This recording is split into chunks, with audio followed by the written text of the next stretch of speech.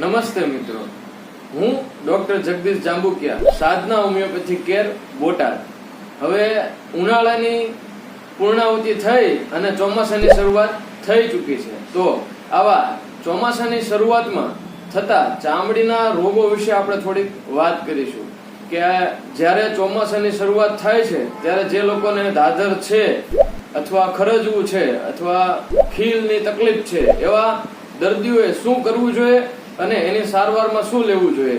તો ફંગલ એટલે કે દાદર જે લોકોને છે એવા વ્યક્તિઓએ બહારથી જ્યારે પલળીને આવે છે ત્યારે પોતાના કપડા બદલી અને સૂકા નવા કપડા પહેરવા જોઈએ. જે જગ્યાએ પલળેલું છે તે જગ્યાએ તરત જ સાફ કરી અને કોરું રાખવાનો પ્રયત્ન કરવો જોઈએ. જ્યારે ખીલવાળા જે દર્દીઓ છે એ પણ પોતાની ચામડી, ચહેરા પરની ચામડી જ્યારે ભેજવાળા વાતાવરણમાં રહેતા હોય ત્યારે કોરી એટલે કે ડ્રાય રાખવાનો પ્રયત્ન કરવો જોઈએ. ખરજવા વાળા દર્દીઓએ પણ પોતાની ચામડી ડ્રાય રાખવાનો પ્રયત્ન કરવો જોઈએ. જો આમાંથી કોઈ પણને આવી પ્રકારની સમસ્યાઓ હોય તો આટલી પરેજી પાળવી, સાથે સાથે તરત જ નજીકના કોઈ પણ ડોક્ટર પાસેથી પોતાની ચામડીની તકલીફની સારવાર કરાવી. ખાસ કરીને આવી તકલીફોની અંદર હોમિયોપેથી ખૂબ જ સારું પરિણામ આપતું હોય છે.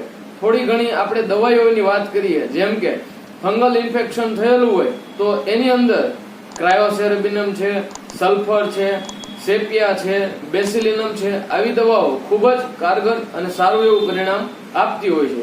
જ્યારે ખરજવાની વાત કરીએ તો ખરજવાની અંદર ગ્રેફાઇટિસ છે, લેકેસિસ છે, આર્સેનિક છે, આવી બધી દવાઓ ખૂબ જ સારું પરિણામ આપે છે.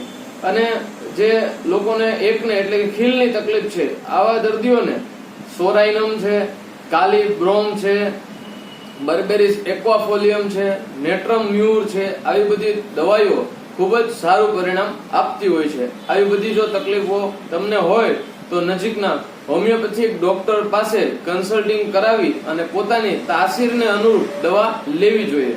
Thank you.